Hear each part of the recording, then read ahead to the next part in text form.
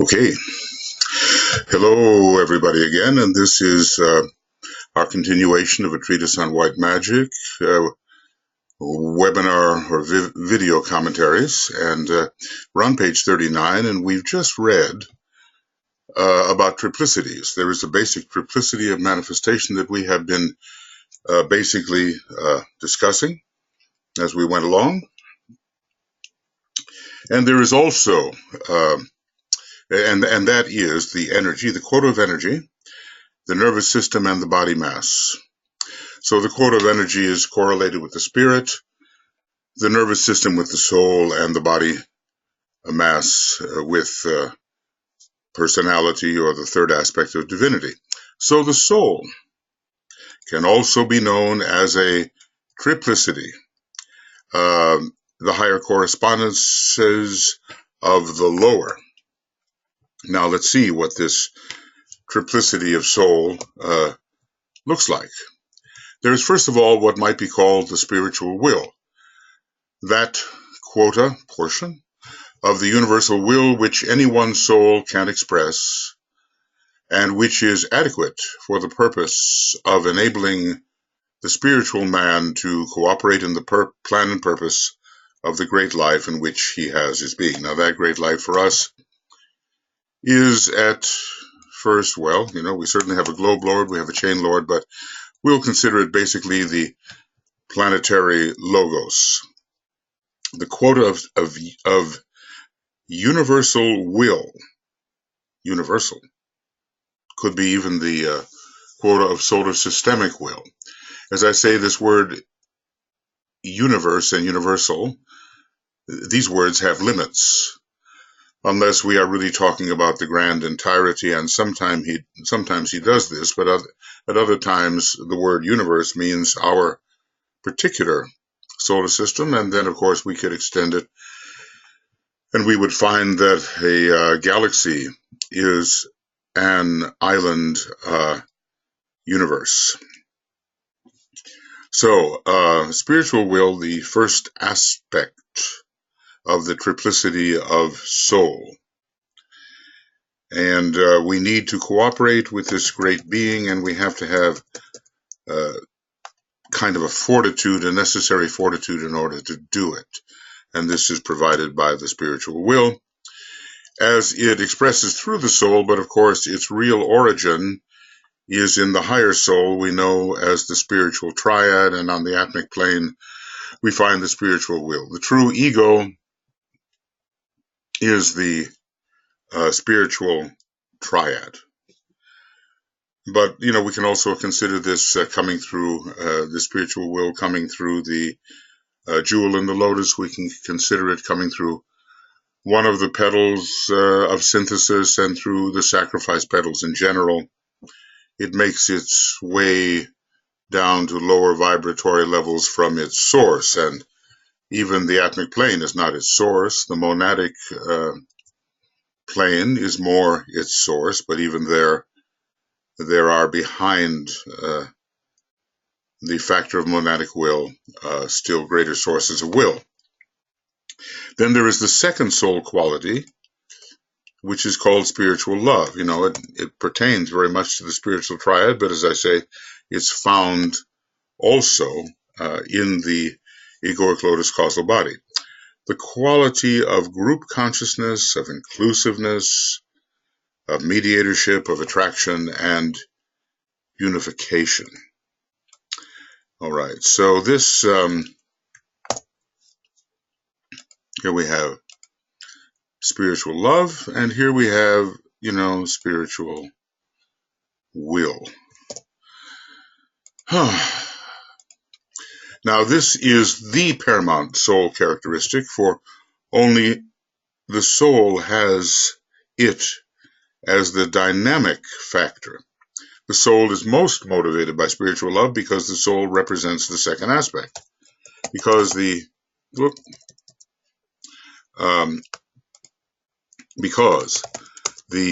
soul represents the second aspect of divinity, spiritual love is the primary aspect expressing through soul. The spirit or monad is primarily the expression of will, with love and intelligence as secondary principles. And I think we, see this. Will is at the top, and then wisdom and activity. Wisdom, love, activity, intelligence. So the will is the primary expression of the monadic aspect. And when we come to the soul, well, the true soul is the spiritual triad, and its reflection as the egoic lotus. But the Buddhic permanent atom is probably the most important here within the spiritual triad, at least at this time, because it's infusing the egoic lotus causal body, which is our objective, or at least we need to polarize our consciousness within the higher mental plane, within this vehicle upon the higher mental plane. So this is the paramount soul characteristic, spiritual love. But anytime we use the word spiritual, the spiritual triad is necessarily involved if we want to be truly accurate. So the spirit or monad is primarily the expression of will with love and intelligence as secondary principles, also called, what can we call it, also called wisdom and activity. And the body, nature, the personality is paramountly distinguished by intelligence. So DK is spending much time here dealing with triplicities as they apply to many different levels. A great triplicity is monad, soul, and personality, but within each one of them is a triplicity as well. You look at this particular map and you see here's the triplicity in the personality of mind, emotions, and etheric physical. Maybe we can look at it as a quaternary if we wish to divide etheric from physical. And within the 9 petals of the egoic lotus, we have the sacrifice petals, the love petals, and the knowledge petals. And if we want to make out of it a quaternary, we kind of look at the synthesis petals, just the way we would look at the personality down here as the synthesis of mind, emotions, and etheric physical. Up here in the spiritual triad, we have obviously a triplicity, and in the monad, we have a triplicity as well. And if we look on the divine plane, we see that 3 great cosmic logoi are found there. Another triplicity of the Father, Son, and Holy Ghost, first logos, second logos, third logos, and so forth. All right. So the personality is primarily distinguished by intelligence, but the soul has the outstanding quality of love, no matter what its ray, and demonstrates as wisdom also when the intelligence of the body nature is fused with the love of the soul. So let's just say that wisdom demands the presence of intelligence and knowledge. The following tabulation may make this thought clearer: monad, will, and purpose. Okay, so he's dividing this into 3 parts. Yeah, into 3 parts. So, monad, will, purpose. Will and purpose sometimes equivalent, sometimes distinguished. Will and purpose seen as aspects of the monad, but what really is the monad? There is but one monad. And there are many monadic extensions of the one monad, all of them with a differing scope and a differing depth of immersion in matter or in what we call objectivity. So this is the first aspect in the monad, enabling the monad to participate in universal purpose. Its second aspect, the energy which is poured into the soul, making it what it is. Maybe this is found to a degree in the spiritual triad, the spiritual will of the triad being allowing the monad to participate in the universal purpose as that purpose is projected downward. The second aspect of love, the energy which is poured forth into the soul, making it what it is. So that's the wisdom love aspect. And then the third aspect, intelligence, transmitted via the soul and brought into the manifestation through the medium of the body. The soul is inherently intelligent. It has the angel of the presence, solar angel, within it, and it's found on the higher mental plane, which is a plane of higher intelligence. So this monad, will, and purpose, in a way we're dealing with the monad, with will, wisdom, and activity, but we're also dealing with the spiritual triad, which is an extension of the monad and a prototype of what we normally call the soul. On its own plane, the consciousness within the egoic lotus. Now, with respect to the level of soul, we have the first aspect of will. It's held in abeyance, but expressing itself through the mind aspect of personality. So will and mind are related, and through Kundalini at the base of the spine with Pluto, a first-rate planet, ruling, and with Mars there as well with its first-rate component. So the mind aspect of the personality through Kundalini, which when aroused correctly makes possible the final initiations into the consciousness of the monad, and we might say ruling, especially the fifth initiation. So this is about what is expressing through the soul and from the soul. The second aspect of love, it is the dominating force of soul life, because soul represents the second aspect and is the second of the periodical vehicles. The monad, soul, and personality are periodical vehicles, and soul is the second of those vehicles, with its particular type of consciousness being the second, loving, wise consciousness. We have the willful consciousness of the monad and the intelligent consciousness of the personality, and all of them really have each member of the triplicity in various grades and in certain portions. Through this possession and this type of energy, the soul can be en rapport with all souls. So let's just say that love, wisdom, well, maybe I'll do it differently. Love, wisdom, enhances rapport. Through the emotional body, the soul can be in touch with all animal and subhuman souls through its work on its own plane with the mediating souls of all men, and through the principle of Buddhi, with the second aspect of the monad.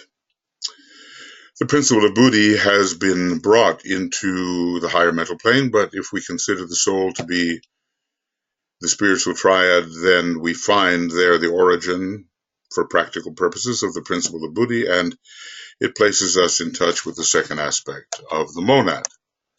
And here, let's see if I can get back to that point. We see that. So here, we find the love petals, and they are in touch with the Buddhic permanent atom, just as the will petals or sacrifice mind will petals are in touch with the first aspect of the triad. And here, from the Buddhic level, we find the connection to the love-wisdom aspect of the monad, and from the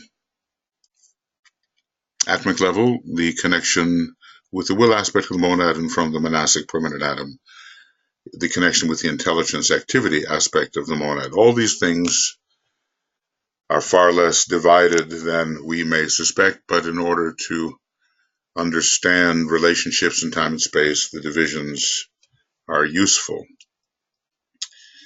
Through the emotional body, the soul can be in touch with all animal or subhuman souls through its work on its own plane with the mediating souls of all men.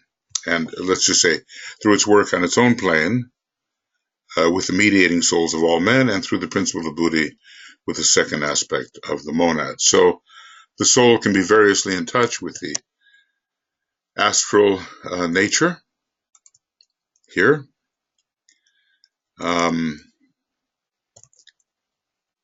So the emotional body, the soul can be in touch with all animals and the lower kingdoms of nature, and through its own qualities with the similar qualities and energies in other human beings, and through the Buddhic energy, which is also found in fusing the causal body, but through that Buddhic energy with the wisdom of love and wisdom of the monad.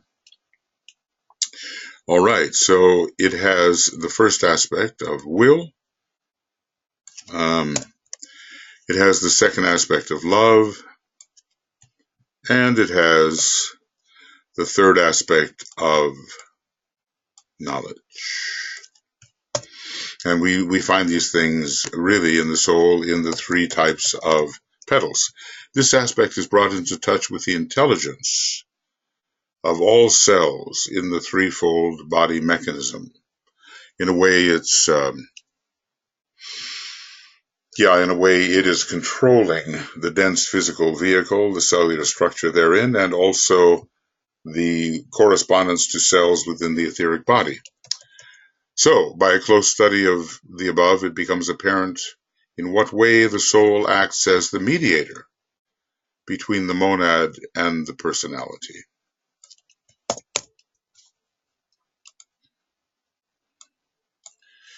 Because all aspects of the personality are in touch with the soul, the will, with the mind, the love-wisdom aspect of the monad, with the Buddhic principle, with the love petals, with the soul in all human beings, and with the astral body.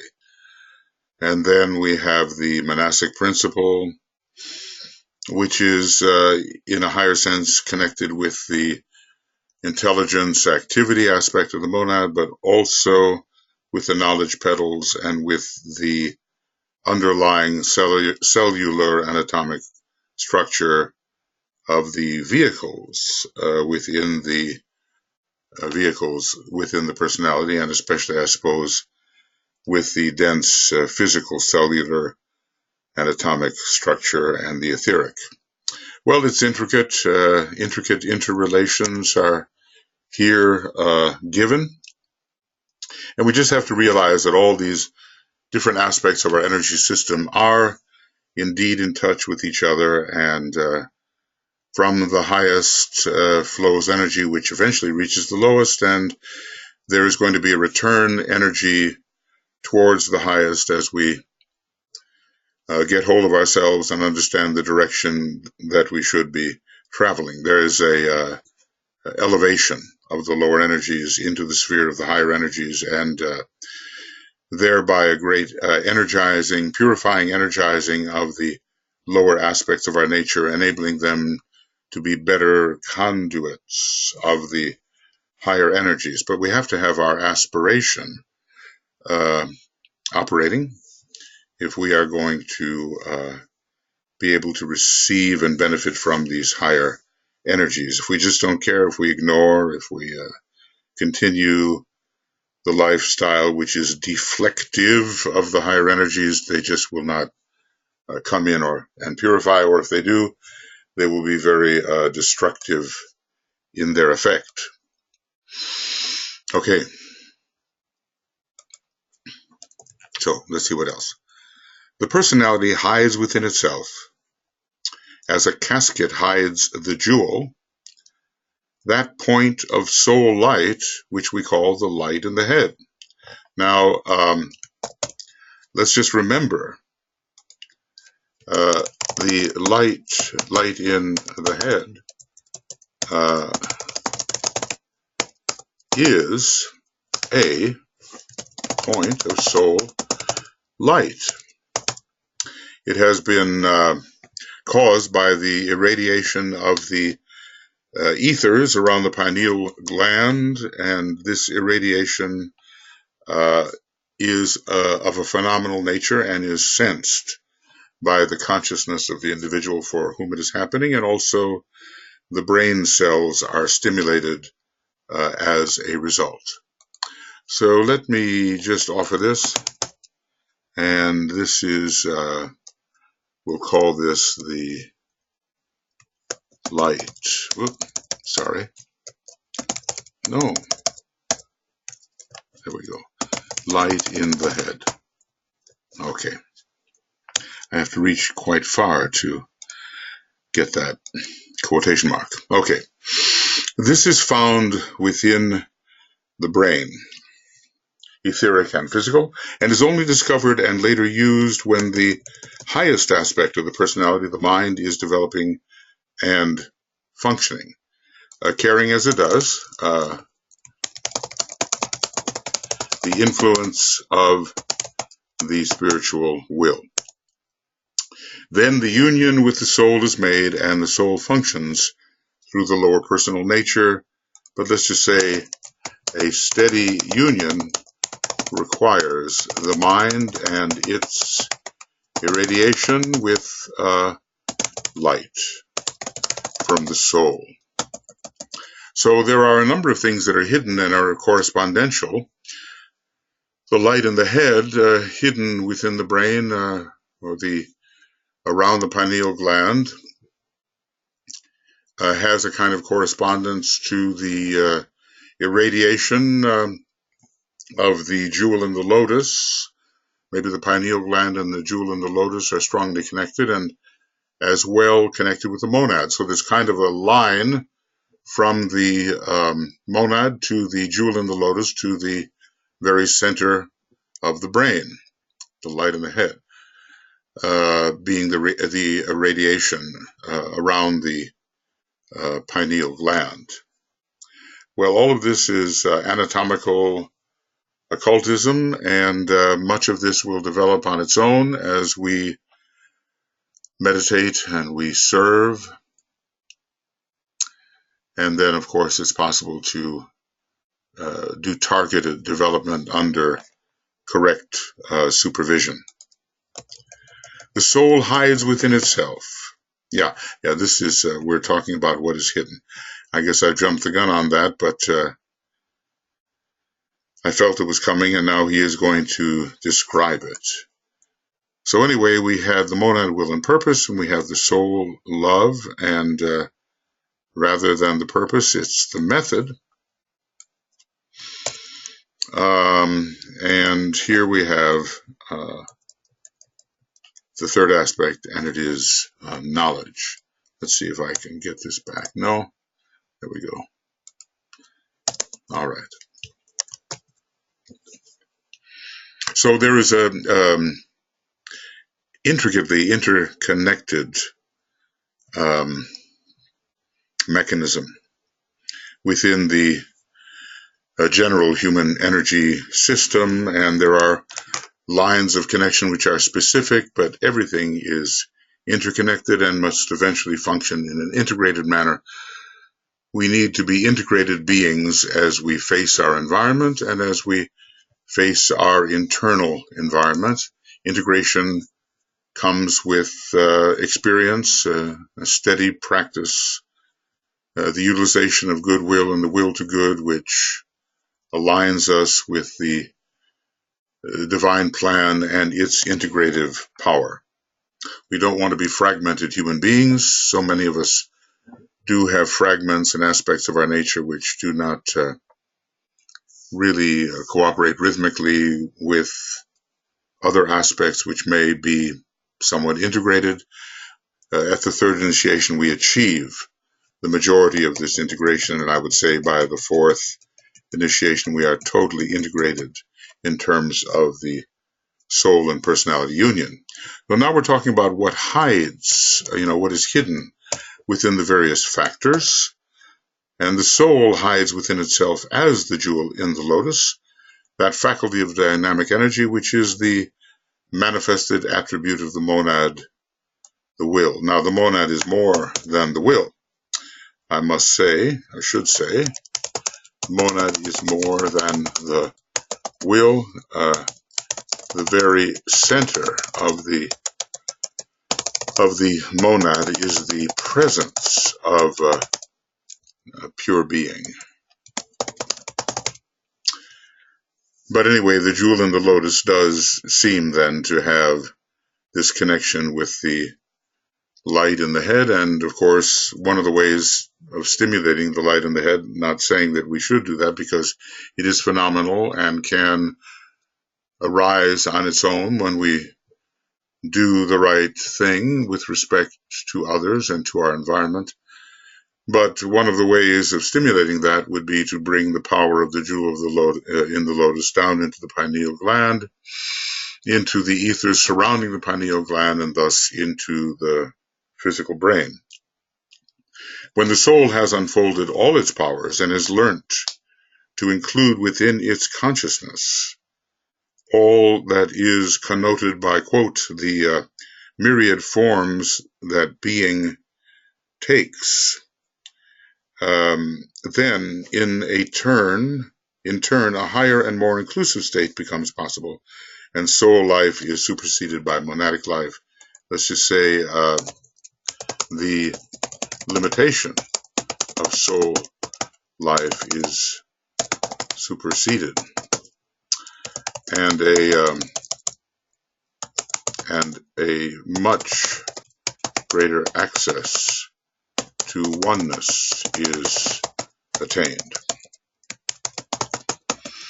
So when the soul has unfolded all its powers and has learned to include within its consciousness all that is connoted by, quote, the myriad forms that being takes, that is a very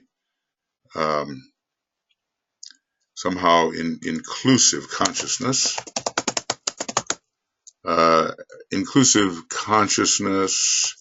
due to sufficient sensitivity, then a higher and more inclusive state becomes possible. Soul consciousness can reach only so far. Now, when we're talking about soul consciousness, we never know entirely whether we're talking about the consciousness on the higher mental plane or whether we're talking about the consciousness within the spiritual triad, which is the true ego. But mostly, I think, we're addressing consciousness within the higher mental plane. This involves this superseding consciousness or awareness. This involves an ability to know, to love, and to participate in the plans of a life which has the power to include within its radius of consciousness not only the sum total of the lives and consciousness of the life of the logos of our planet, but all the lives and consciousnesses within our solar system. Now, this is kind of a very good definition of the scope of monadic consciousness. So we might say, thus is the scope of monadic consciousness or awareness described. So we know, we love, and participate in the plans of a life which has the power to include within its radius of consciousness not only the sum total of lives and consciousness of the life of the logos of our planet, but all lives and consciousnesses within our solar system. So we're reminded the monad is that which finds its home within the sun. This is found even in initiation, human and solar. And so the monad gives, when fully attained, i.e., when the pilgrim has returned from the great pilgrimage, the monad offers insight into solar systemic consciousness, which is the consciousness of the solar logos. So let us remember that on the second subplane of the cosmic physical plane, there is a heart center, a great heart center, whether it's of the planetary logos or solar logos. The monad has its home within that center. It's still not the liberated monad, but it has its home within kind of a sevenfold heart center. And the monad is not just a planetary being, but is already inhering within the awakening to the fact that it inheres within the consciousness of the solar logos, just as our planetary logos does. Our planetary logos is a center or chakra within the solar logos, and the constituents of our planetary logos, many Davic monads and human monads, inhere in their own way within the solar logos. Well, it's a high state of initiatory expansion. The nature of this awareness is only possible of comprehension by the man who has arrived at soul knowledge, I might say, and even of triadal knowledge. The spiritual triad being the true soul or ego. Well, these are words, and we need to fill them in with the consciousness, the living consciousness which is appropriate to the levels which the words describe. The great need at this time is for experts in the life of the soul, and for a group of men and women who, undertaking the great experiment and transition, add their testimony to the truth of the statements of the mystics and occultists down the ages. But I'm going to underline this because I think it just is so pithy and somehow really tells us what we have to do. So the great need at this time is for experts in the life of the soul, and not just the soul on the higher mental plane, but the truer soul, the unsheathed soul, considering the causal body is the scabbard, and we unsheath the soul, as found represented by the spiritual triad. And of course, to do that, we have to be building the antikarana. So to be an expert in the life of the soul, the antikarana has to be in process.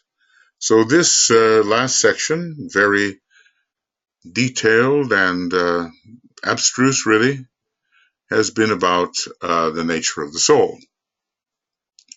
A has been about the spirit, life, and energy, and here B, how does he describe it? I have to go back a bit, quite a ways really.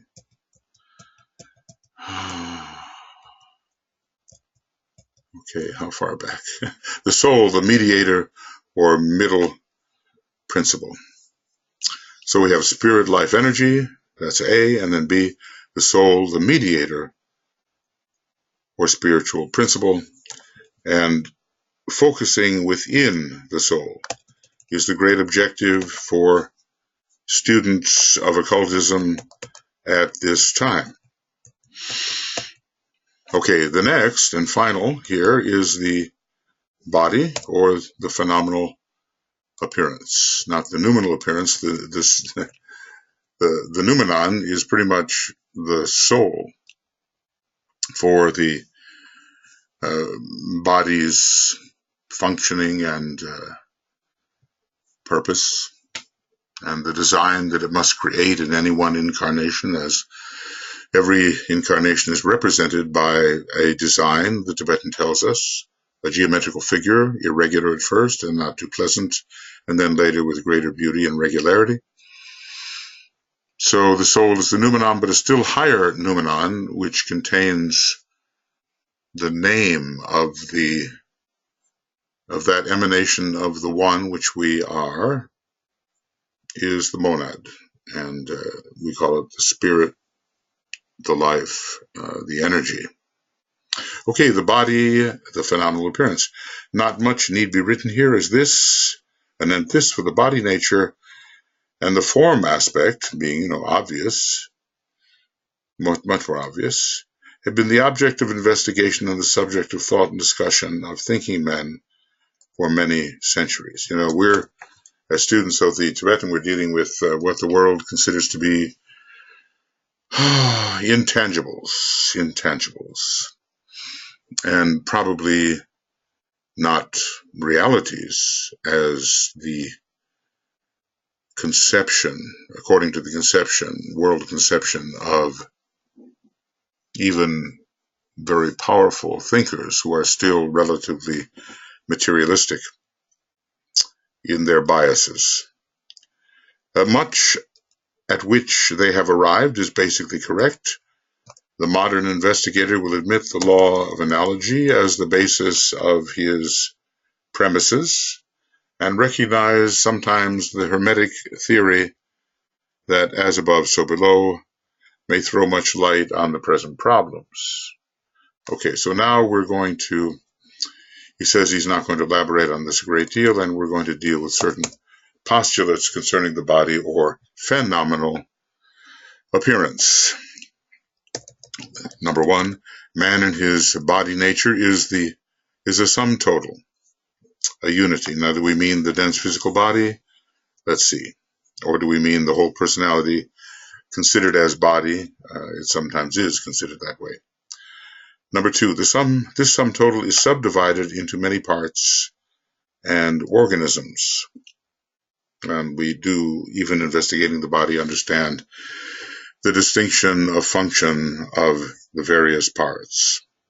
Number three, yet these many subdivisions function, ideally, in a unified manner, and the body is a correlated whole. And we would say in correspondence with the seventh ray, functioning in rhythm. And we would say not just rhythm, but correct rhythm. Number four, each of its parts differs in form and function, but all are interdependent. We might say all parts are, through the nervous system, really in touch with each other. Number five, each part and each organism is, in its turn, composed of molecules, cells, and atoms, and these are held together in the form of the organism by the life of the sum total. So always smaller and smaller parts, but even the smaller parts have their designated function. The number six, the sum total called man is roughly divided into 5 parts. Man is the star, one kind of remembers the Da Vinci drawing. There is man as the cross and man as the star. The sum total called man is roughly divided into 5 parts, some of greater importance than others, but all completing that living organism which we call a human being. And we want to think organically and holistically.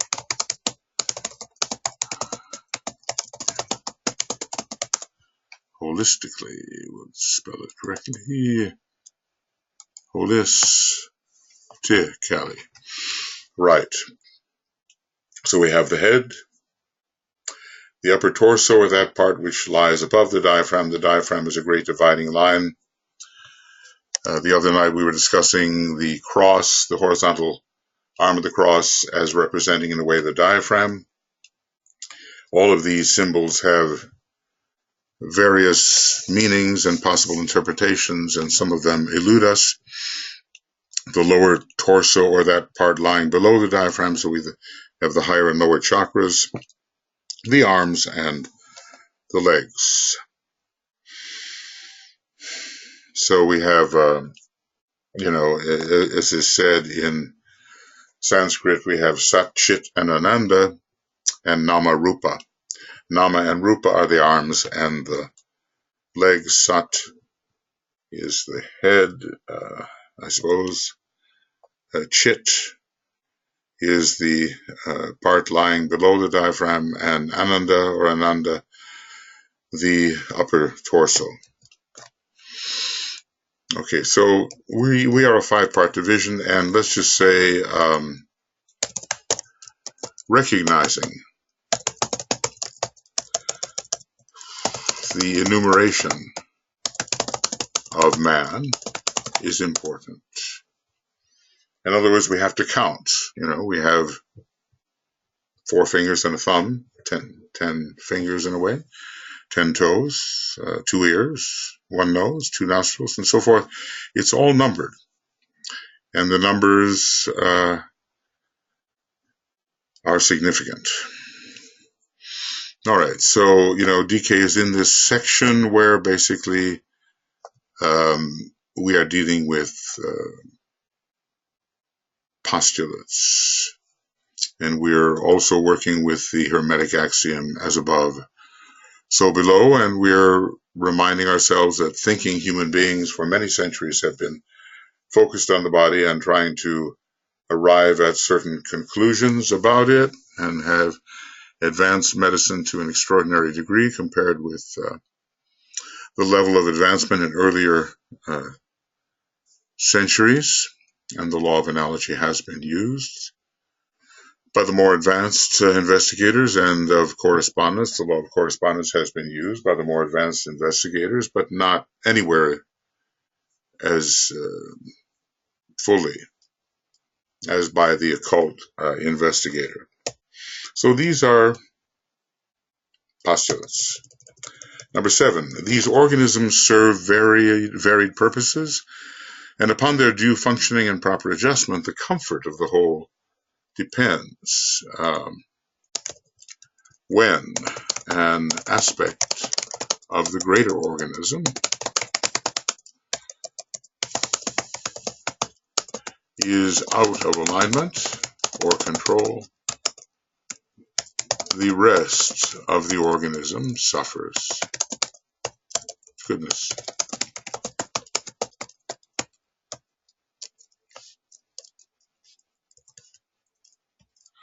Number 8. Each of these has its own life, each part, each organ, each chakra, which is the sum total of the life of its atomic structure, and is also animated by the unified life of the whole. So it's animated by the parts and animated by the whole, directed from the head by the intelligent will or energy of the spiritual man, who is the observer and can be considered at this point the soul, and later the monadically infused soul, and later the monad, dealing with its Maya Varupa.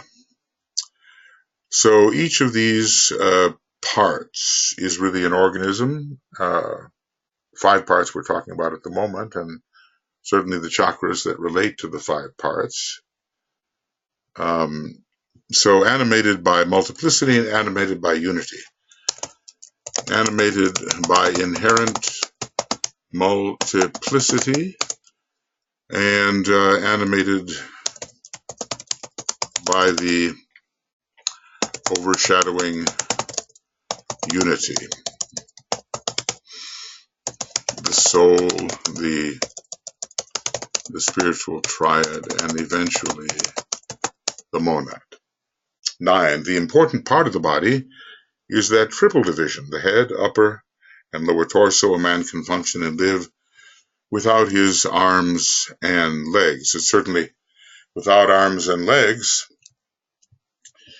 there is a limitation upon the individual's relation to time and space, or at least there used to be, maybe aided by technology. it makes less difference.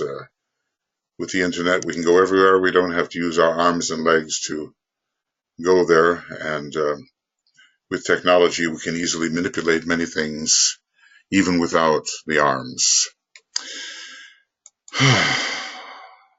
The important part is the triple division.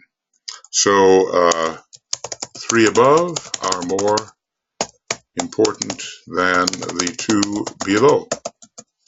Now, number 10, each of these 3 parts is also triple from the physical side, making the analogy to the 3 parts of man's nature and the 9 of perfected monadic life. There are other organs, but those enumerated are those which have an esoteric significance of greater value than the other parts. So we must search for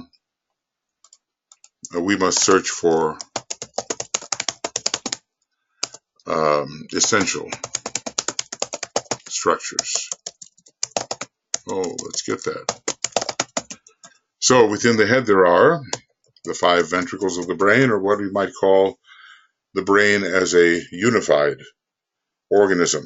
And we've, over the period of these discussions, looked at the ventricles of the brain. The 3 glands, carotid, associated with the alta major center, pineal, associated with the head center, and pituitary, with the ajna center, and the 2 eyes. 5 and 3 is 8 and 2 is 10. Okay. So these are those that have the strongest esoteric significance, are found in relation to these 10, 5, 3, and 2. Now, within the upper body, we have a triple division. So, the division within the head are the ventricles, the glands, and the eyes. And we should, commit ourselves to memorizing that perhaps less obvious division. It's very obvious when we say throat, lungs, and heart. And these are part of the actual physical body. And within the lower body, we have the spleen, the stomach, and the sex organs, that triplicity. So we've seen that in the upper body there is a ninefoldness. In the upper body there is a ninefoldness above enumerated. Is the number of the monad 9? Is it 12? I think, is it 4?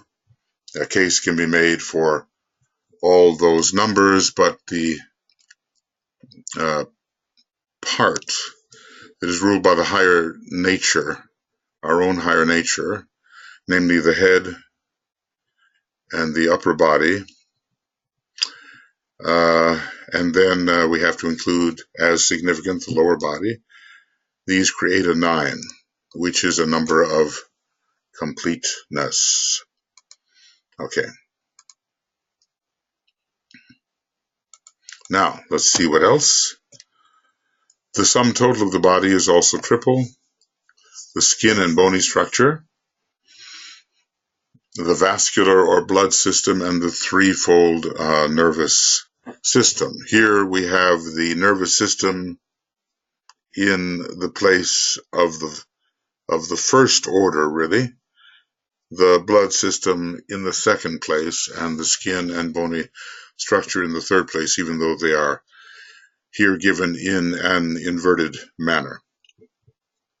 Now we recall that the nervous system was occupying the second place when we talked about the propelling energy, the nervous system, and the body mass. But here looking at the body as an entirety, the nervous system becomes very important. Of course, with the blood, we have to say that the blood is the life. So we might again question which represents the second and which represents the first aspect. The skin and bony structure, pretty much the third aspect. Number 12, each of these triplicities corresponds to the three parts of man's nature. The physical nature corresponds to the, I see, he's given it to us. The bony structure, skin and bony structure, are the analogy to the dense and etheric body of man. So this is connected with the third aspect of divinity. The soul nature is always the second aspect, and the blood vessels and circulatory system are the analogy to that all-pervading soul which penetrates to all parts of the solar system as the blood goes to all parts of the body. You might say nourishing, energizing. And finally, the spirit nature corresponds, in this case, the spirit nature which is the directorial nature. Directorial nature. The nervous system, as it energizes and acts throughout the physical man, is the correspondence to the energy of spirit. It is the directing system through which the will can operate. So we see the relationship between many triplicities. We see the ninefoldness. Maybe we can find 12-foldness, but right now he's particularly dealing with triple divisions, and this kind of fifth ray information has to be pretty solidly within our consciousness. In the head, we have the analogy to the spirit aspect, the directing will, the monad, the one. Now he's going to enlarge upon this and break it down into aspectual types. The brain with its 5 ventricles is the analogy to the physical form which the spirit animates in connection with man, that fivefold sum total which is the medium through which the spirit on the physical plane has to express itself. The 5, interestingly enough,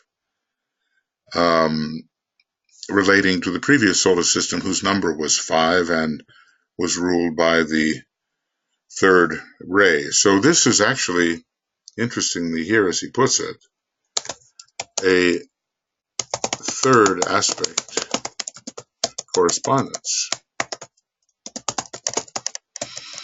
Now, usually the brain is the directing agent, but in this particular case, he has related it to the dense physical body, I think. The 3 glands in the head are closely related to the soul or psychic nature, higher and lower. So higher nature around the pineal, lower nature around the carotid, something intermediary with the pituitary. The 2 eyes are the physical plane correspondence to the monad, who is will and love wisdom, or Atma Buddhi, according to the occult terminology. So it looks like he's inverted this. Let's just see. Well, okay. Yeah, all right. He's trying to find the correspondences between monad, soul, and personality, and when he deals with the skin and the bony structure, he has the vascular blood system and the nervous system. He assigns them as 3, 2, 1, and then when he deals with the head itself, representing the monad, he has correspondences which are, again, 3, 2, 1, or body, soul, and monad. Now, in the upper body, it all seems very intricate, I think, to the initial student of this treatise, but it's rather necessary because the magician has to be well informed on all of these anatomical matters. In the upper body, we have the analogy to the triple soul nature. The throat, clearly corresponding to the third creative aspect, or the body nature, active intelligence, and, ruled by the third ray. The heart, the love wisdom of the soul, the Buddhi or Christ principle, ruled by the second ray, but remember that the heart holds the life principle as well, and sometimes the brain is looked at as holding the consciousness principle. But this is in the upper torso and does not include anything in the head. The lungs, the analogy for the breath of life, is the correspondence of spirit, and that makes sense. But the lungs have also been associated with the third ray. So it all depends on the context and what are the factors that are included together, how we shall enumerate them and assign them to rays. In the lower torso, again, we have the triple system carried out. The sex organs are the creative aspect and, relate to the mind. As a matter of fact, in the sacral center is the seat of the the mental elemental. So it's the fashioner, the creator of the body. The stomach, as the physical manifestation of the solar plexus, is the analogy of the soul nature, the sixth ray of the solar plexus related to the soul, to the second ray really, and thus to the soul. And the spleen, the giver of energy, receiver of energy, and therefore the physical plane expression of the center which receives the energy is the analogy to the energizing spirit. And I think, all we have to do, we must understand these analogies, and they must make sense to us. So I recommend that we review this, study this, and the threefoldness of each of the three parts of the body, the head, the upper torso, and lower torso, and their ray correspondences. Well, maybe if we took the body as a whole without dividing it, the lungs would represent something else. The vital body is the expression of soul energy and has the following function. Now, this is interesting, and, it unifies and links into one whole the sum total of all forms. All the energies pass through it. It gives to every form its particular quality, and this is due to the type of matter drawn into that particular part of the web of life. Because we have a magnetic operation operating here, and around the scaffolding of the web of life, the dense physical body is built. The position in the body of the planetary logos, for instance, of any specific form, and the particular kingdom in nature which is being vitalized.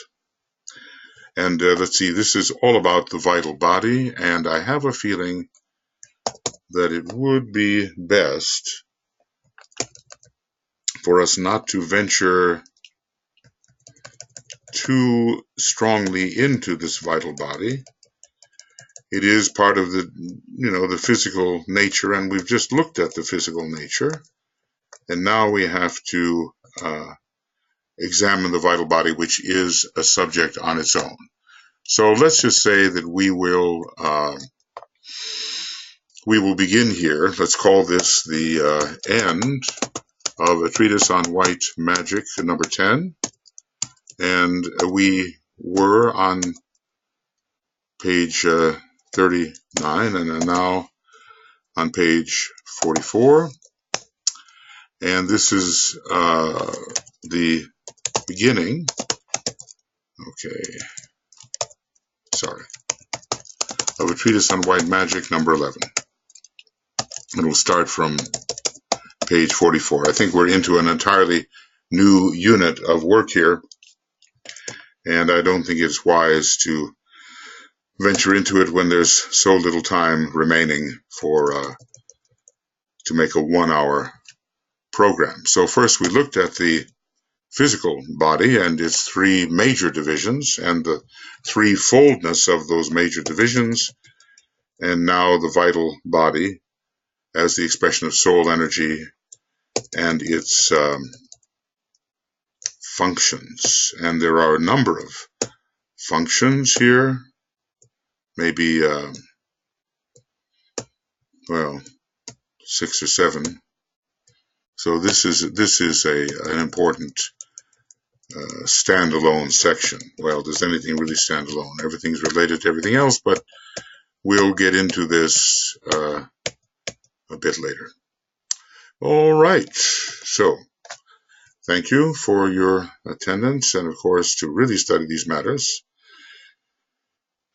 Well, we're not studying it sufficiently. We're giving some thoughts about what is possible ways to think, but there are deeper methods of study, and this enumeration of the parts of the physical body and vital body and maybe other vehicles into triplicities, into a fivefoldness, a threefoldness, a twofoldness, and so forth. These are important in understanding the basic structure, which reflects the divine plan behind it. All right, friends, that's it. And thank you for your attendance on to the Treatise on White Magic, number 11. See you soon.